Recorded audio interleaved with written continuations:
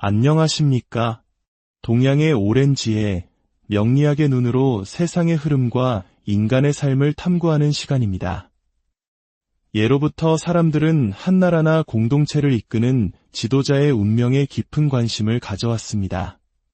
한 사람의 기운이 시대의 흐름과 만나 어떤 역사를 만들어낼지 그 길을 미리 엿보고자 하는 것은 인간의 오랜 지혜이자 염원이었습니다.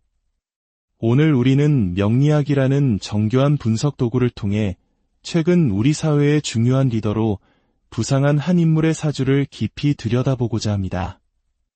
정치적인 시각이나 개인적인 호불호를 모두 내려놓고 오직 천년의 데이터를 담은 학문적 관점에서 그의 타고난 기질과 운명의 흐름, 그리고 미래의 가능성을 담담하게 풀어보겠습니다. 한 인간의 삶에 주어진 거대한 시간의 지도를 함께 펼쳐보는 시간이 되기를 바랍니다. 그의 운명을 이해하기 위한 첫 번째 열쇠는 태어난 날의 기둥, 즉 일주에 있습니다. 그는 기사월에 태어난 무신일주의 기운을 가졌습니다.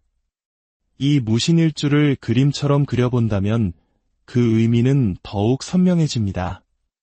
위의 글자인 무토는 광활하고 거대한 산, 태산을 의미합니다. 그 안에는 온갖 귀한 자원이 묻혀 있으며 쉽게 흔들리지 않는 묵직함과 포용력을 상징합니다. 아래 글자인 신금은 아직 다듬어지지 않은 거대한 바위 속 원석이자 때로는 날카롭고 거대한 칼이나 도끼와 같은 금속을 의미합니다. 따라서 무신일주는 거대한 산이 그 품 안에 무한한 가능성의 광맥과 강력한 무기를 함께 품고 있는 모습입니다. 이는 곧 태산처럼 넓은 포용력과 좀처럼 흔들리지 않는 뚝심, 그리고 결정적인 순간에는 예리한 칼날처럼 망설임 없이 결단을 내리는 단호함을 겸비한 기질을 타고났음을 의미합니다. 사람들은 그에게서 장수와 같은 카리스마와 큰 스케일을 느끼게 됩니다. 또한 그의 일지에는 역마의 기운이 강하게 자리하고 있습니다. 이는 한 곳에 머무르기보다는 끊임없이 움직이고 활동하며 구속받기를 싫어하는 자유로운 영혼임을 보여줍니다. 늘 새로운 것을 추구하며 바쁘게 움직이는 가운데 삶의 에너지를 얻는 낙천적인 성향의 소유자이기도 합니다. 일지에 숨겨진 다른 기운들을 보면 자신의 노력과 활동을 통해 부와 명예를 쌓아가는 자수성과 의 운명임을 명확히 알 수 있습니다. 그렇다면 이처럼 강력한 기질을 타고난 그의 인생 설계도, 즉 사주 전체의 격은 어떻게 구성되어 있을까요? 그의 사주는 학문과 명예를 중시하는 인수격과 독립심과 자존감이 강한 건록격의 특징을 동시에 가지고 있습니다. 인수격은 학문적 재능이 뛰어나고 지식을 바탕으로 살아가는 운명을 뜻합니다. 특히 그의 사주에는 총명함을 더하는 문창기인까지 있으니 두뇌 자체가 명석하다고 볼 수 있습니다. 걸록격은 누구에게 의지하기보다 스스로의 힘으로 일어서는 강한 독립성과 주체성을 의미합니다. 이 두 가지 격이 조화를 이룬다는 것은 자신의 뛰어난 학문적 재능을 바탕으로 국가의 녹을 먹는 고위 공직자의 길을 걷게 될 가능성이 매우 높다는 것을 암시합니다. 더욱 흥미로운 점은 그의 사주에서 사회적 관계와 경쟁을 의미하는 자리에 겁재라는 기운이 있다는 것입니다. 일반적으로 겁재는 나의 재물을 빼앗아가는 경쟁자로 해석되어 부정적으로 여겨지기도 합니다. 하지만 사주 분석의 묘미는 바로 여기에 있습니다. 어떤 기운도 절대적으로 좋거나 나쁘지 않으며 전체적인 구조 속에서 어떻게 작용하는지가 중요하기 때문입니다. 그의 사주에서 겁재는 오히려 아주 긍정적인 역할을 수행합니다. 예를 들어 재물과 현실을 상징하는 재성은 이 강하게 들어와 학문과 명예를 상징하는 인수를 위협할 때 이 겁재가 방패막이가 되어 소중한 가치를 지켜줍니다.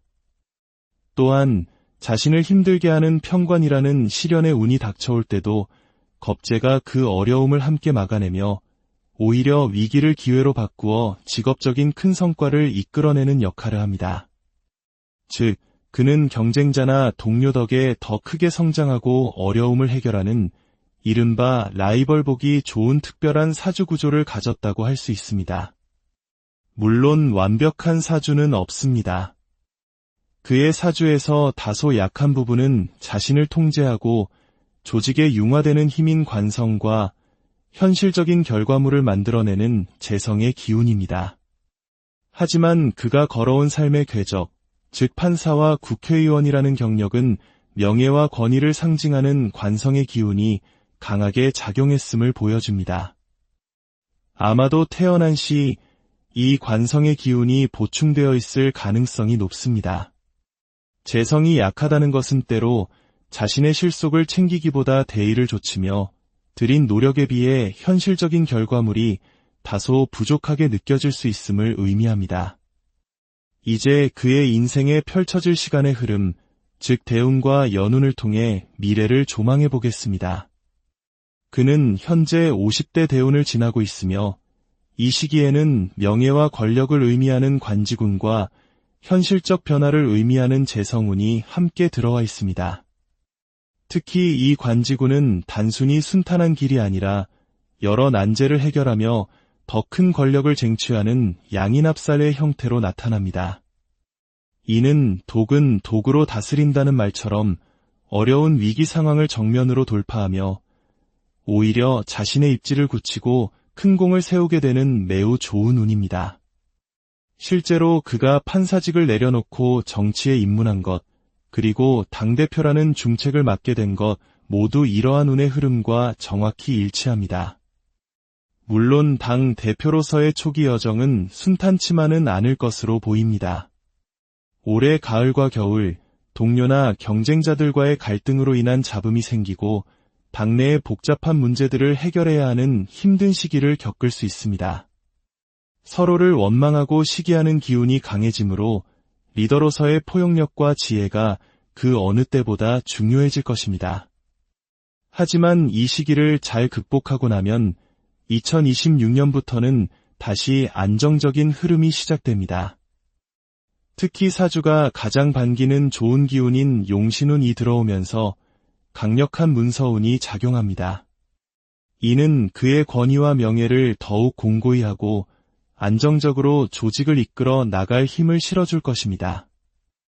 이러한 긍정적인 흐름은 2030년까지 꾸준히 이어질 것으로 보입니다. 그리고 마침내 그의 인생에서 가장 주목해야 할 시기가 다가옵니다. 바로 2034년입니다. 이 해에 그는 인생의 활용점정이라 할 만큼 강력한 운을 맞이하게 됩니다. 앞서 언급한 난제를 해결하고 큰 권력을 얻는 양인합살의 운과 더불어 인사신 삼형살이라는 매우 특별한 운이 함께 들어옵니다. 삼형살은 보통 법적인 문제나 건강 문제 등 부정적인 의미로 해석되는 경우가 많습니다.